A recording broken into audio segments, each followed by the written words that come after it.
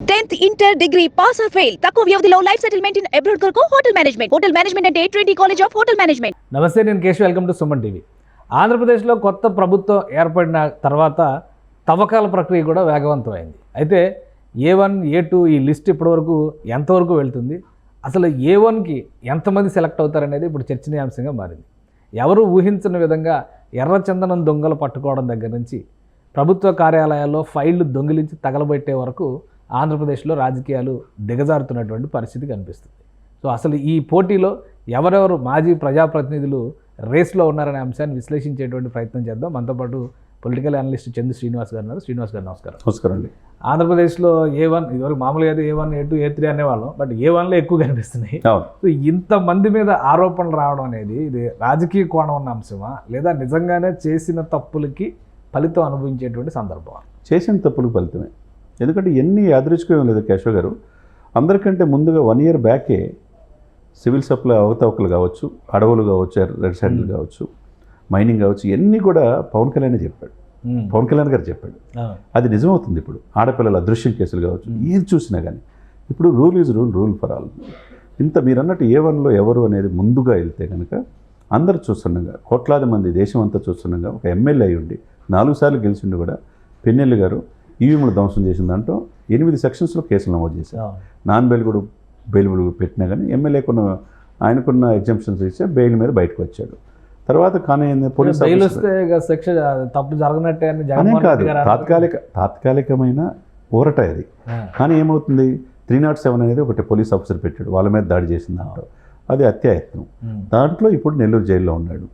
వెళ్ళినప్పుడు ఆయన ఆల్రెడీ ఫస్ట్గా ఈ వైసీపీ అరాచకాల్లో ఫస్ట్ ఆయనకి A1 ఆయన అయ్యాడు. రెండోది ఏంది, ప్రధానంగా ద్వారంపూడి. మొదటి నుంచి కొన్ని దశాబ్దాల పాటు వాళ్ళ నాన్నగారు భాస్కర్ రెడ్డి గారు కావచ్చు, ఆయన పౌర సరఫరాల చైర్మన్, తర్వాత Veerabhadrareddy rice millers association, exports అన్నీ కూడా ఆయన చేస్తుంటారు, రొయ్యలు అన్ని బిజినెస్. వాళ్ళ సోదరుడు. ఇక 3 ఈయన వీరభద్రారెడ్డి మీద కూడా ఎంక్వైరీ చేయమని పవన్ కళ్యాణ్ ఆదేశాలు ఇచ్చారు. ఎందుకంటే అక్కడ పర్యావరణానికి ఆయన ఎక్స్పోర్ట్స్ ద్వారా రొయ్యలు ఫ్యాక్టరీ నుంచి రసాయనాల వల్ల పొలాలన్నీ దెబ్బతింటాయని చెప్పేసి రైతుల కంప్లైంట్ మీద విచారించమని చెప్పేసి కన్సల్ట్ అధికారులకు ఇచ్చారు. విత్ ఇన్ 15 daysలో ఇచ్చి చర్యలు తీసుకోమన్నారు. వాళ్ళ పని వాళ్ళు చేసుకుంటూ వెళ్ళిపోతారు. ఒకవైపు ఏమో రైస్, మీరు కూడా చూసాం, మనం 2-3 ఇంటర్వ్యూస్ కూడా చెప్పాం. ఈ రోజు వరకు కూడా 151 స్టాక్ పాయింట్స్లో 159 కోట్ల విలువైన ప్రజా పంపిణీ ద్వారా చేయాల్సిన బియ్యం, పేదవాళ్ళ బియ్యం 32,000 మెట్రిక్ టన్నులు ఈ రోజు వరకు సీజ్ చేశారంటే ఈ దేశ చరిత్రలో ఎప్పుడు జరగలేదు సార్. ఇది కూడా ఫస్ట్ ఐడెంటిఫై చేసిన పవన్ కళ్యాణ్ గారు.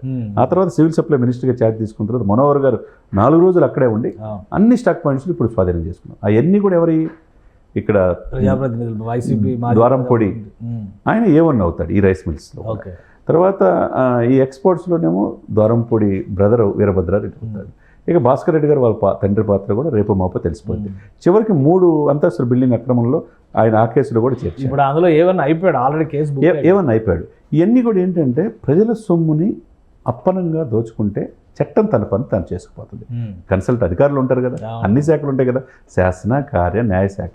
ఈ 3 శాఖలు సమర్థవంతంగా చేయనప్పుడు పత్రికా వ్యవస్థ ఉంటుంది, వాళ్ళు ఐడెంటిఫై చేస్తారు. ఇట్లా అన్ని శాఖలు అనేవి ఉంటుంది.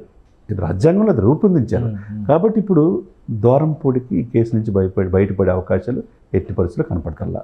కారుమూరి నాగేశ్వరరావు పేరు కూడా పౌర సరఫరాల శాఖ డెఫినెట్గా. అంతకుముందు 2 years కొడాలి నాని ఉంటే ఆ 2.5 years, ఆ తర్వాత కారుమూరి వచ్చాడు. దీంట్లో అధికారులు సహకరించారు.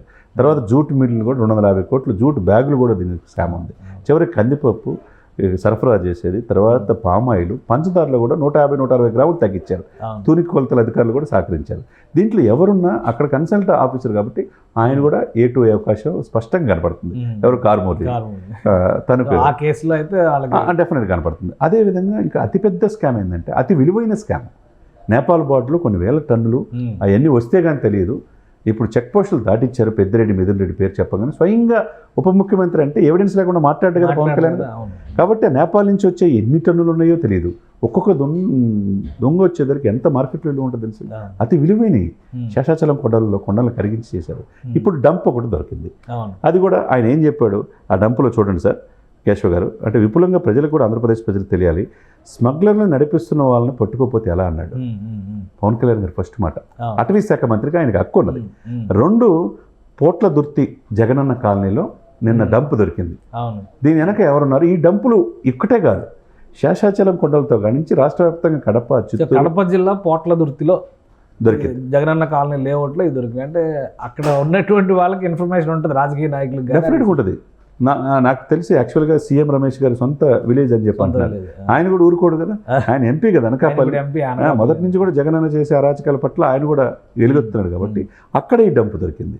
కడపతో పాటు ఇప్పుడు శేషాచలం కొండల్లో అనంతపురం కావచ్చు, చిత్తూరు కావచ్చు, తిరుపతి కావచ్చు, ఈ డంపులన్నీ చాలా ఉంటాయి, అన్నీ కూడా వెలికి తీయమంటున్నాడు అటవీ శాఖ అధికారులు. అవసరమైతే ఆయుధాలు సరఫరా చేస్తా ఉన్నారు. ఇకపోతే శేషాచలం కొండ దొండలు అవన్నీ ప్రభుత్వ ఆస్తే కదండి, అది చైనాకి, మిగతా బంగ్లాదేశ్కి, నేపాల్కి ఎక్స్పోర్ట్ చేస్తారు, తెప్పిస్తారు డెఫినెట్గా. జిల్లాల వారీగా రాష్ట్ర సరిహద్దులు దాటి వెళ్ళిపోతుంటే అధికారులు ఏం చేస్తున్నారు గత ప్రభుత్వంలో? మీరు ఇప్పుడు చర్యలు తీసుకోమని instructions as a deputy CM, as అటవీ శాఖ మంత్రిగా, ఫారెస్ట్ మినిస్టర్గా ఇన్స్ట్రక్షన్స్ ఇచ్చాడు. అటవీ శాఖ అధికారులకు సమీక్ష కూడా చేశాడు. కాబట్టి ఈ దాంట్లో ఈ కేసులో పెద్దిరెడ్డి ఫ్యామిలీ డెఫినెట్గా ఉంటుంది. తర్వాత దీన్ని గంగిరెడ్డి అంటారు. ఆయనకి రెడ్ శాండిల్కి ఆయన వీర విధేయుడు, గత ప్రభుత్వంలో మాజీ ముఖ్యమంత్రిగా చేసిన జగన్మోహన్ రెడ్డి గారికి. ఎవరున్నా సార్ చట్టం దాంట్లో తప్పించుకోలేరు. మీరు చెప్పిన లిస్ట్ ప్రకారం ఇప్పుడు ఒక 7-8 A1లు వస్తున్నాయి. A1 అవుతున్నాయి. ఇది 10 అయిద్దా 20 అయిద్దా అనేది కాలమే నిర్ణయించాలి. ఇప్పుడు కన్సల్ట్ కొన్ని శాఖలు తీసుకున్నాం, దాదాపు 26 నుంచి 36 శాఖలు ఉన్నాయి. ఆల్రెడీ తెలుగుదేశం పార్టీ కార్యాలయం మీద దాడికి సంబంధించి మాజీ మంత్రి జోగి రమేష్ కూడా దాంట్లో తప్పదు. ఇసుక అక్రమ రవాణా, దాని వెనక జోగి రమేష్కి సహకరించాడు అవినాష్ అని చెప్పి ఒక పేరు వస్తుంది.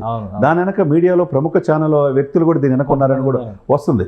ఎవరున్నా సార్ 4.5 దశాబ్దాల తెలుగుదేశం పార్టీని ధ్వంసం చేసి బెదిరించి అక్కడ విధ్వంసం చేయటం అనేది తప్పు కదండి. దానికి పట్టాభి ఇంటికి కూడా వెళ్ళి అదే సమయంలో దాడి చేయటం కూడా తప్పే కదా. ఎవరున్నా కానీ అధికారులు దాన్ని సహకరించిన ఎవరున్నా కానీ వదిలిపెట్టే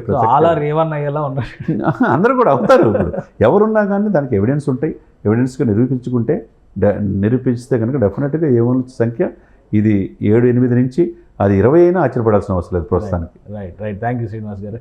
ఇది అందరూ A1లే అనిపించేటువంటి పరిస్థితి ఏపీ రాజకీయాల్లో ఇప్పుడు కనిపిస్తుంది అన్నారు. ఎవరికి వారు ఒక్కో శాఖను ఎంచుకుని తమదైన శైలిలో అవినీతికి పాల్పడేటువంటి ప్రయత్నాలు చేశారనడానికి ఆధారాలని కొత్త ప్రభుత్వం వెతికి పట్టుకుంటుంది.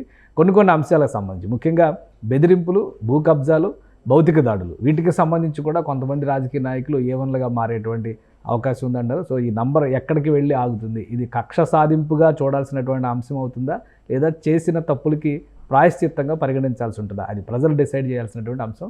ఇది special discussion. Keep watching. Suman టీవీలో మీ పర్సనల్ అండ్ బిజినెస్ ప్రమోషన్స్ కోసం కింది నెంబర్కి కాంటాక్ట్ చేయండి.